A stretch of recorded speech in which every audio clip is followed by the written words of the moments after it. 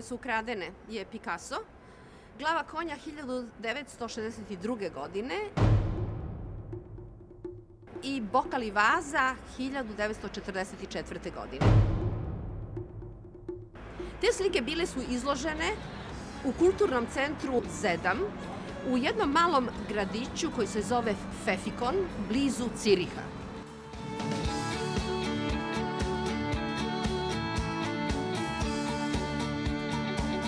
A slike su inače pripadale Sprengler muzeju iz Hanovera koji je za ovu priliku pozajmio te slike za ovu izložbu. I tako su slike nestale.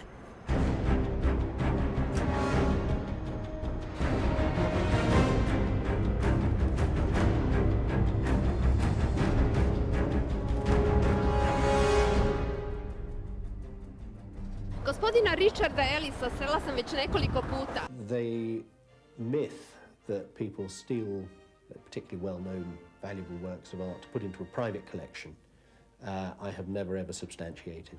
Do the dealers steal? I would say not in fine art. A sada sam došla ovde u London jer je njegovo ime vezano za otkriće slike Picassa. I kakva slučajnost, ovde vidite u Kristiju nalazimo veliku izložbu Picassove keramike. Mr. Ellis, was it one of the routine things you did with Picasso painting in Serbia? You could say it was routine as much as I was asked to investigate the theft, and that's, if you like, my routine business. How long are you investigating this region? Well, I mean, I've been associated with Serbia since about 2000, so I mean, I've had contacts there over the last 12 years. On the particular Picasso investigation, I was visiting Serbia regularly between 2008 and 2011. Dobila sam poverenje gospodina Richarda Ellisa, koji me je primio u jednom od svojih laboratorija gde se vrši identifikacija ukradenog predmeta. U Londonu nisam mogla da snimam ništa okolo, nema adrese, kao u nekom filmu. Našla sam se sa ljudima i oni su me odveli na ovo mesto koje vam pokazujem. How come you came to the point that the paintings are in Serbia? Well, you have to go back to the time when the paintings were stolen. They were on loan to a cultural centre near Zurich, in Pfäffikon, on Lake Zurich. And they were stolen from there in February of 2008. The insurers, who were now effectively liable to pay out obviously a considerable sum of money on the loss of these paintings, asked me, as a private investigator specialising in art theft, asked me to investigate the matter with a view to recovering the paintings on their behalf. So I set about that, and if you like, all roads didn't lead to Rome, they led to Serbia.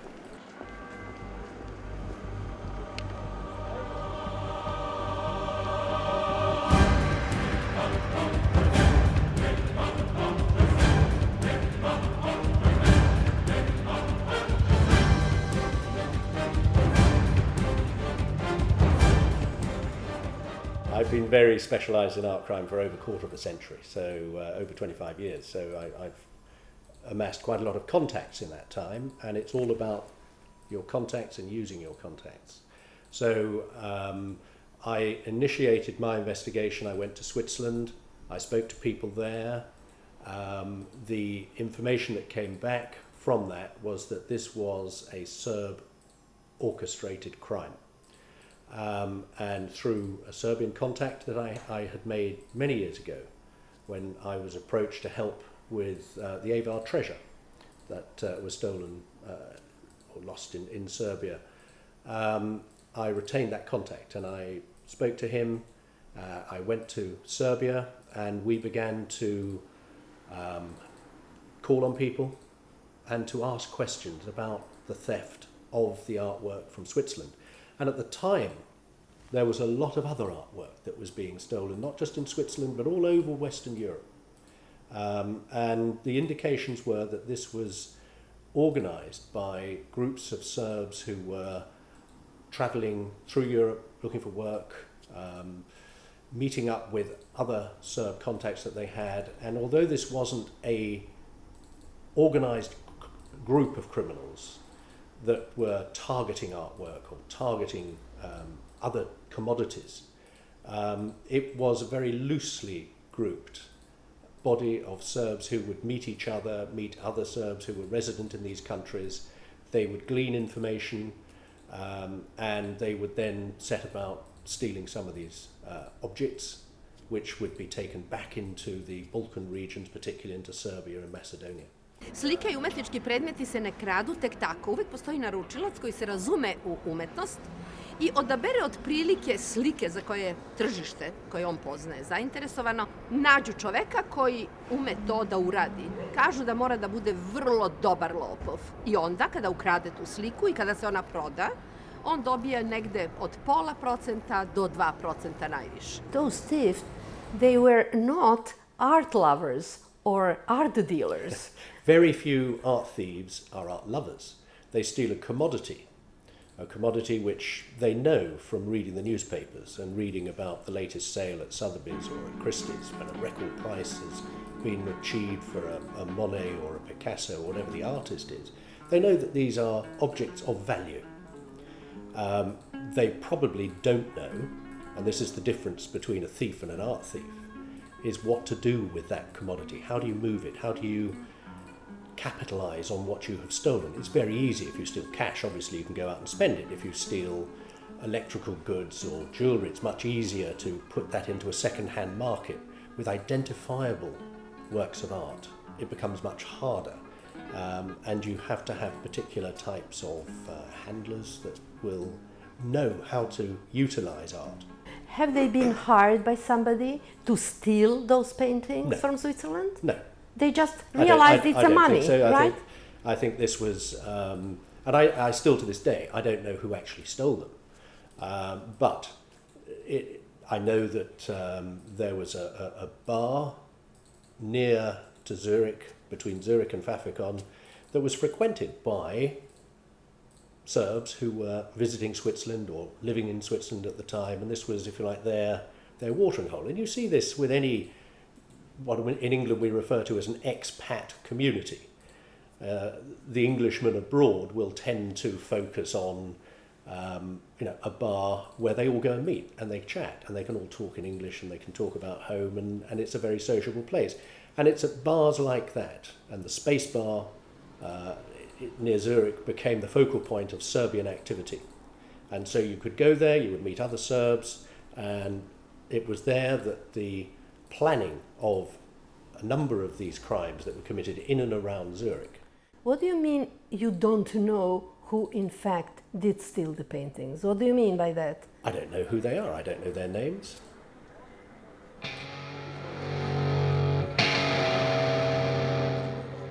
You're the first member of the Serbian press that I have spoken to about the recovery of these Picasso paintings. So if there were any names printed or broadcast, they're not names that have come from me, because I don't know who actually stole the paintings. You don't? No, and as far as I'm aware, I don't think anybody has actually been arrested for the theft in Switzerland of the Picasso paintings. This is the situation. Yeah. You are not thinking of the Cezanne and that was recently recovered in Serbia, because people have been arrested in connection with that painting. Mm-hmm. But with the Picassos, no.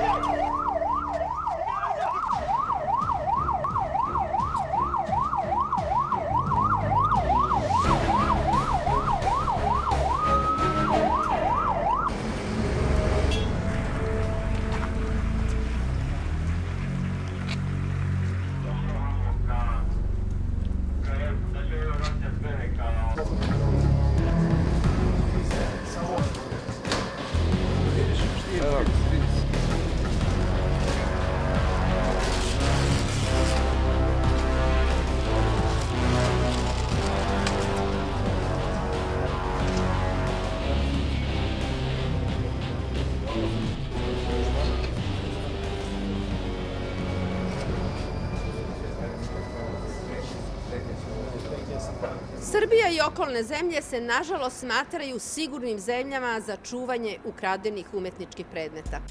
Za prenos ukradenih slika preko granice najčešće se koriste diplomatske pošiljke koje ne podližu carinjenju, tako da lopov u igru uvlači i strane diplomate iz siromašnih zemalja koji su lako potkupljivi.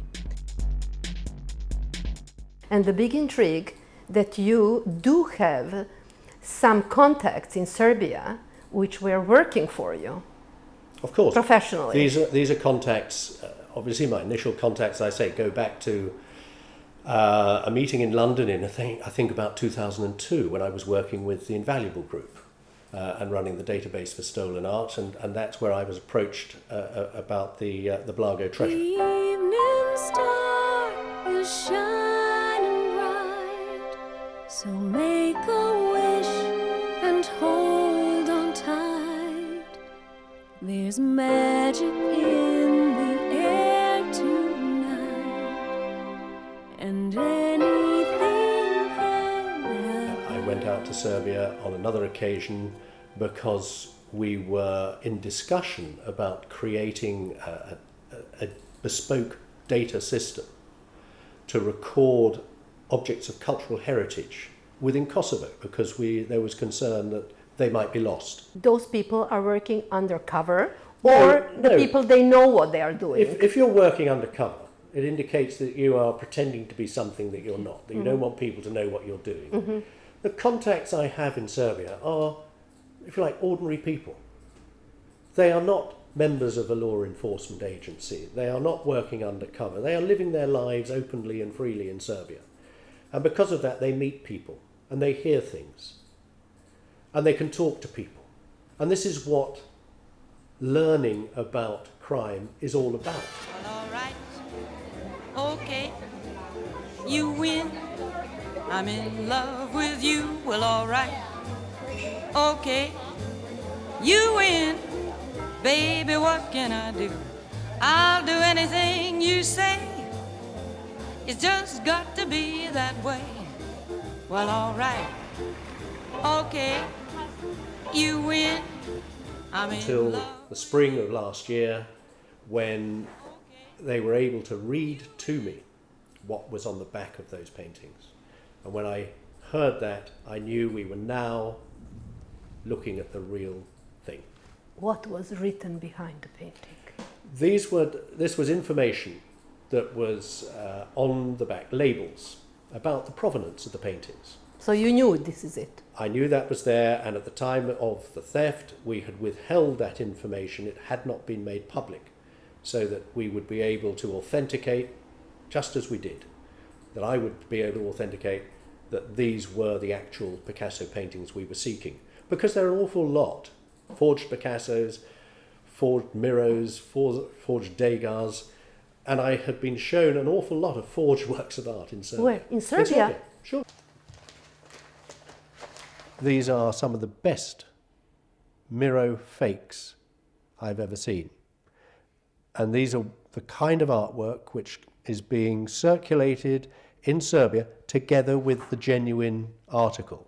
How would I investigate? How have I always investigated crime from my earliest days as a detective in the police? I went out and talked to people. I'd visit bars and clubs, and you get to talk to people.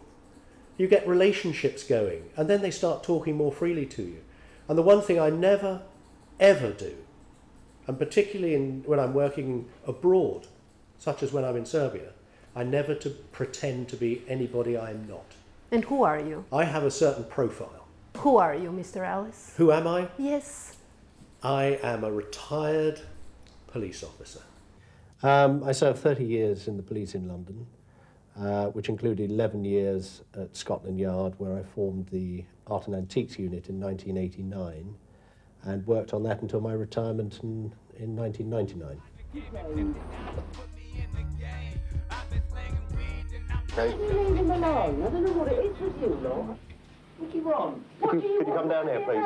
What do you want? I'll explain. I want to call my solicitor. No. That's fine. What are you doing? Now get the cameras off. Just come down here, please. No, I'm not having this. Is out of order. This ain't on. There have been quite a few notable successes in the last year. I worked out in a 12-month period I was able to recover £250,000 worth of antiques from 30 separate burglaries. It was a simple question. Yeah, I know. I'm not prepared to play ball. You're not playing ball. You've gone below the scales, like, you know.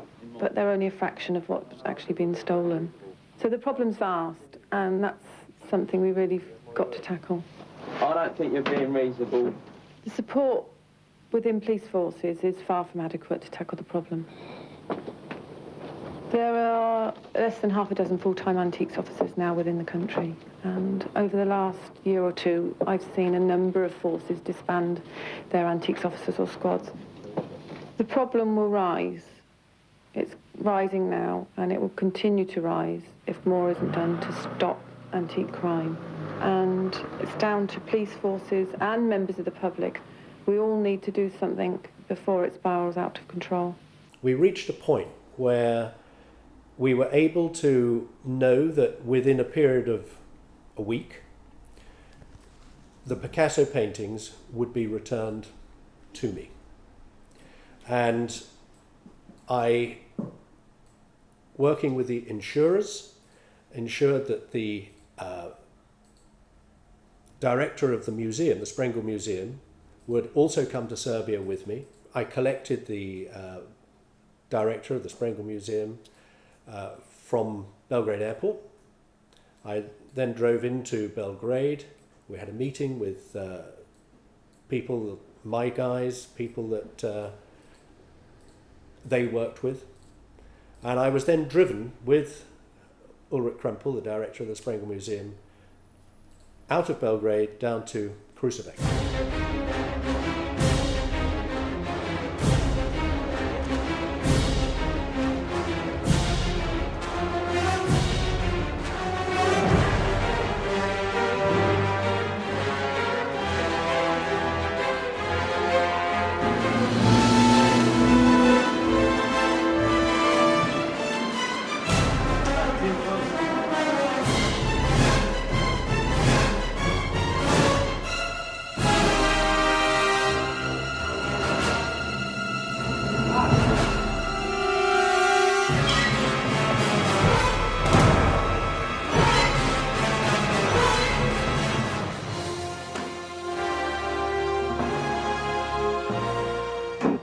Taken there to a hotel, and in the hotel room, wrapped in material, were the two Picasso paintings. Who brought it to the hotel room? I don't know.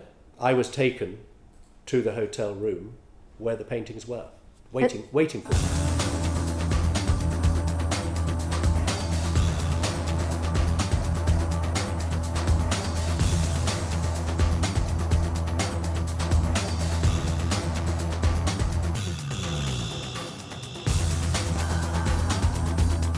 That was the moment of recovery. They were authenticated, and then Ulrich and I wrapped those paintings so that they were safe to travel. We didn't want to damage them in transit, and I had arranged, I'd simply taken security boxes at a bank in Belgrade, and we drove to Belgrade and secured the paintings.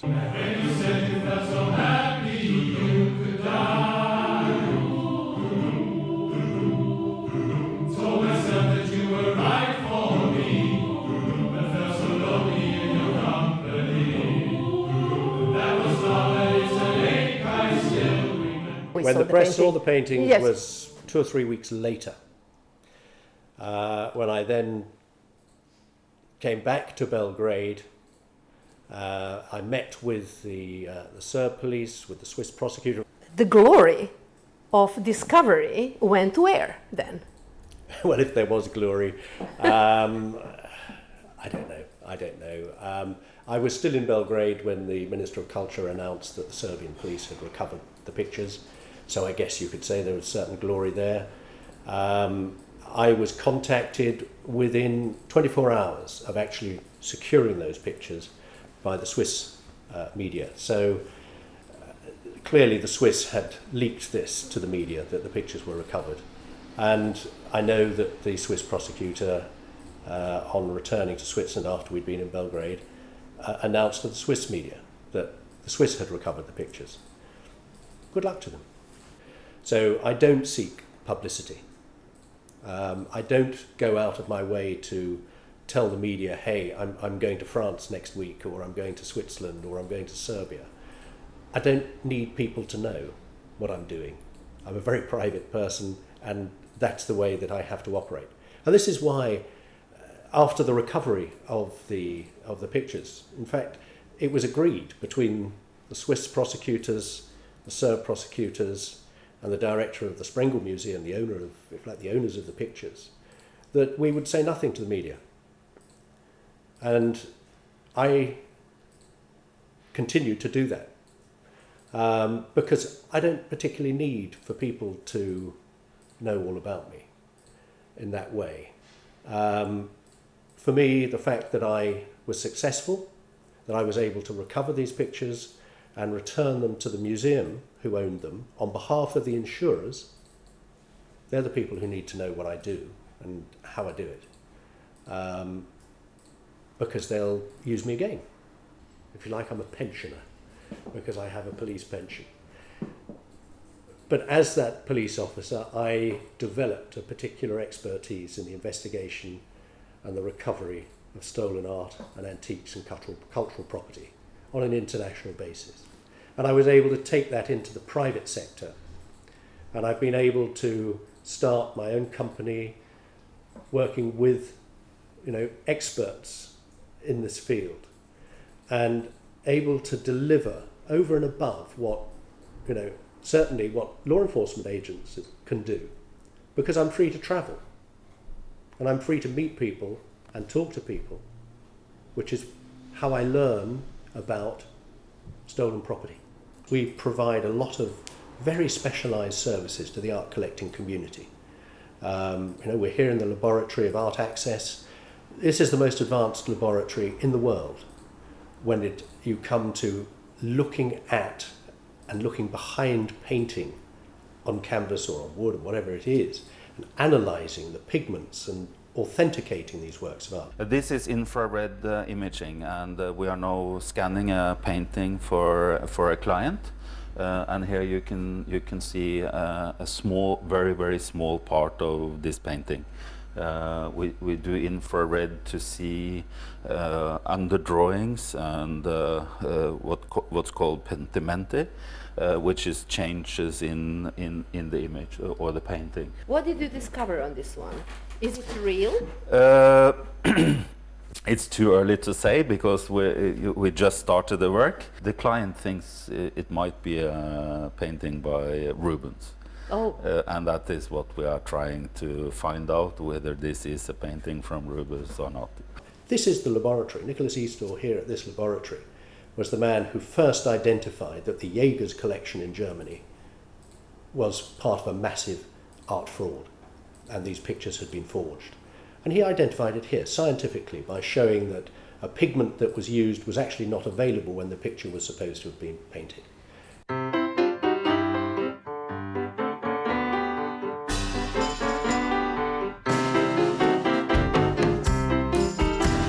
This forger has sold paintings for almost 30 million euros, and all these paintings went through all the connoisseurs and specialists and was sold through major dealers and auction houses. And we are trying to avoid this kind of problems. This is a painting that comes from a client that he wants to have authenticated. We take very tiny little samples. Put these samples onto what we call the stub. You can see that it's divided into sections and there is small spots of color along the side, yes? Yes. Can you see them? Yes. Yeah. And then we put this into to our instruments in the laboratory, and we analyze them and find the exact chemical composition of this. I heard that in Russia they can make such a beautiful fakes that even the laboratories having difficulties to identify. For example, if something is a Fabergé or something is a painting from that they can produce even the paint and the material from that period. Is it true? Well, I heard that. I won't say it's impossible, but it is very, very difficult. And the faker needs to be extremely skillful in that particular artist, what kind of material this artist actually used. Because there is so many ways of actually finding out. If you take a material like lead white, and you can always mix lead white today, but today you will find traces of titanium and things like that, and you can also use you can go in and look at the isotopes to find out the source of the lead. So I would say it's very, very difficult. The clever thing with this, the fakers today, the really good fakers today, is that they don't only fake the painting, they also fake the story. Why this painting, where this painting source. So they put up the history, they build up a whole story around this painting. And in contemporary art, the story is one of the most important things. Art history. If you go to dealers, they all goes on provenance. If the provenance is nice, it's good. And this is what they did. They built up a story and they made the paintings. And because you have, in old exhibition catalogs, there wasn't images. It was only titles. You can actually go back to catalogs, look at titles, sizes maybe, because they have it's a big lack of information in old exhibition catalogs. You know what I heard? Some people which are dealing with art, they usually say, when you have a very precious painting and somebody comes to you and they say, oh, it would be lovely that you exhibit this painting. We are going to put it on exhibition and we are going to write down that this is from the private collection. This busts your ego and the family name, etc. The advice is never let any painting out of your view because it could be faked. Yes. Theoretically, it can. Yes. And that's where good imaging, high resolution imaging, come to. Is a good tool for avoiding that kind of faking, because if you do high resolution imaging, there will be so much details in the image that it cannot be faked. I was sent this picture by somebody else that I know in Serbia, in Belgrade, who was being offered this painting. And they thought it was a genuine Degas. Now, if you look at that, it's not even in the style of Degas. No. There are an awful lot of forgeries, there are an awful lot of people that think they're going to make money by selling rubbish. And they do that because some people will buy rubbish thinking it's the real thing. But Mr. Ellis, there is another thing.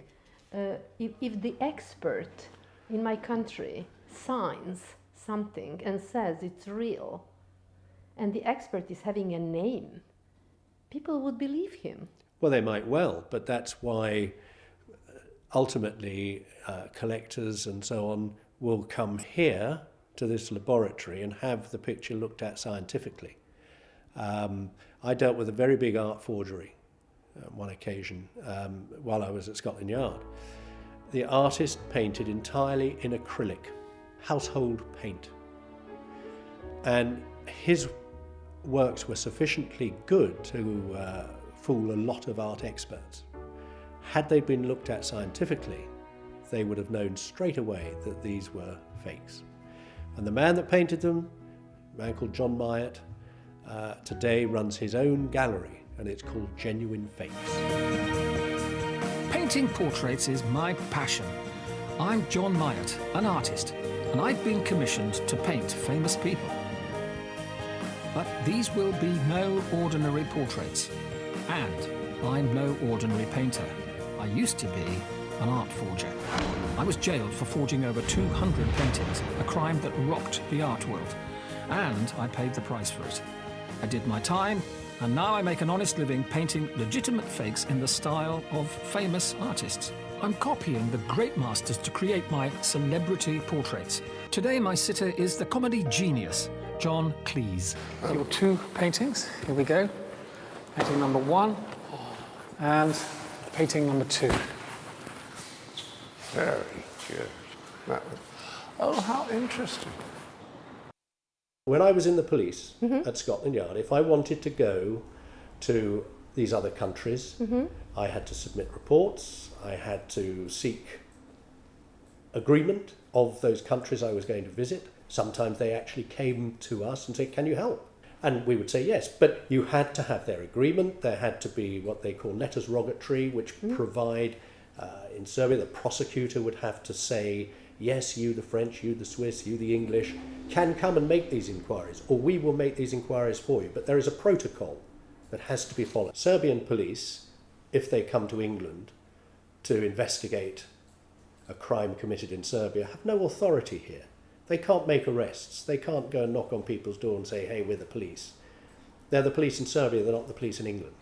And vice versa. So the Swiss police can't go to Serbia and knock on doors and say, we are the Swiss police. Can you knock on our doors? I can now because I'm not a policeman. When I was approached by the insurers and asked, can you investigate the theft of the Picassos? I first got on a plane and flew to Germany to interview people at the museum who were the owners of the painting and who had arranged for the loan to Switzerland. I then got on a plane and went to Switzerland. Now, I didn't have to follow any protocol of having the prosecutor or the police in the country that I was visiting. I didn't need their permission to do that, any more than the criminals, and this is the point. The criminals can come and commit a crime in one country. They get on a plane and they fly to another. They don't need anybody's permission to do that. They get on a plane and travel. The police in pursuit have to sit down and write reports and get the permission before they can get on a plane and go there and make those inquiries. So you can see that there are handicaps that regular law enforcement are restricted by. I don't have those restrictions, but when I go and knock on the door and somebody and say, you've got the painting I'm looking for, I can't arrest them. I have no power of arrest. I can't force an entry. Law enforcement can do all of that. They can. So if you want to have successful recoveries and successful prosecutions, you need to have an acceptance that there are different motives that drive different forms of the investigation. The motive for law enforcement is always going to be the detection of the crime and the arrest and prosecution of the criminals. The recovery of the stolen property, be it art or anything else, is secondary to those driving principles, what they are paid to do as law enforcement officers. And that's quite right. But when you come to things like art and antiques, it's a different commodity to other property that is stolen. If you have your computer stolen, sometimes people are quite happy to have had a computer stolen because they can turn to their insurance company and say, it's gone, here's the police reference number. They get paid out on the insurance and they go and buy the latest computer, so they've upgraded at the expense of the insurance company. That works quite well. If it's a painting that you've inherited and has been in your family for many years, or it has great sentimental value, so people who collect art will often want that object back when it's stolen. They don't want the insurance money, they want the object. Little spider on a train. Don't be embarrassed, this happens all the time. This is a very traumatic moment to get everything coming back to you. Yeah, but just to find that stupid little... And it took so much. Well, your mother gave that to you, so that's important, isn't it? I've got so much to look for.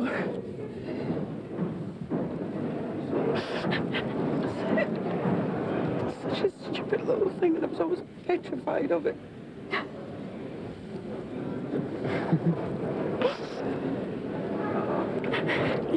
one day back. Sorry. The police reckon they broke in about 3 days after we went on holiday, and they were in the house a few days. They took absolutely everything electrical. I asked them could I clean up the mess afterwards. I went into the understairs cupboard to get me Hoover. They'd even taken that. Brings it all back. Never want to go through that sort of thing again.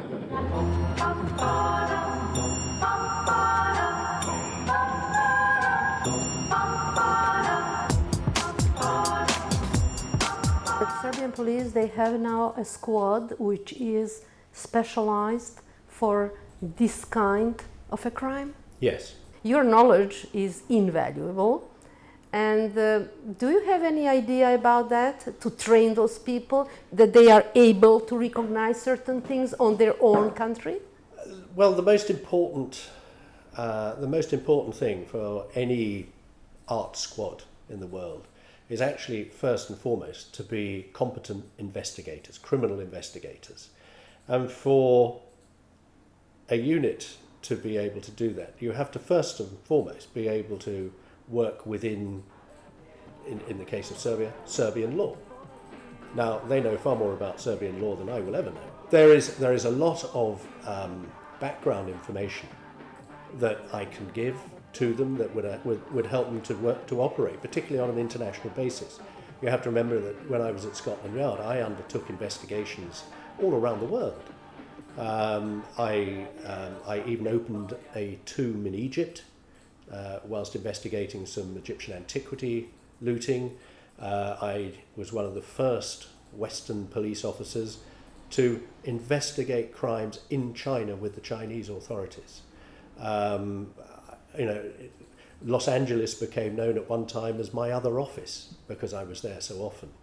And I have, I've been undertaking these investigations and art recovery internationally now for many years. So of course there's information that I can give that would help.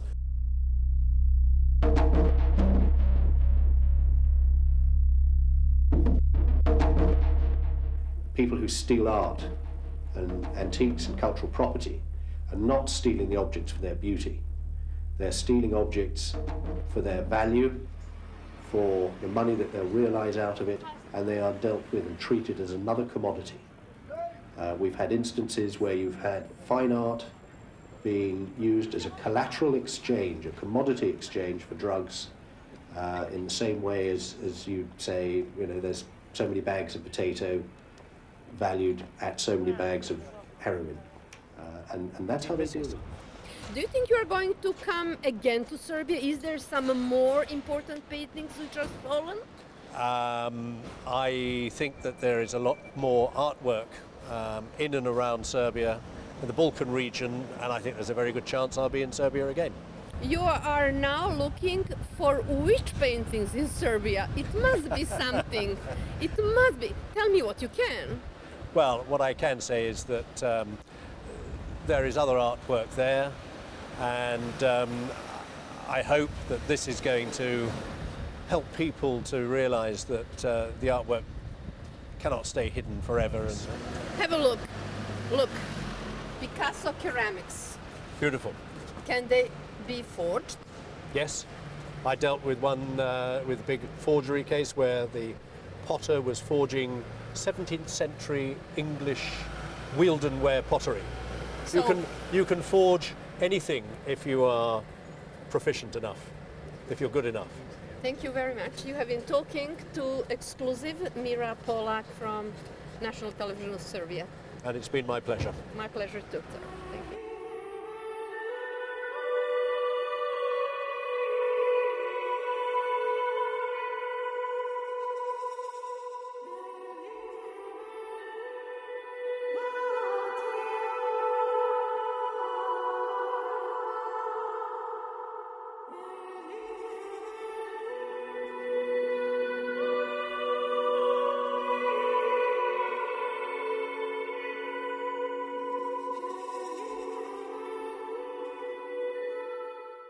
Night breezes seem to whisper, I love you.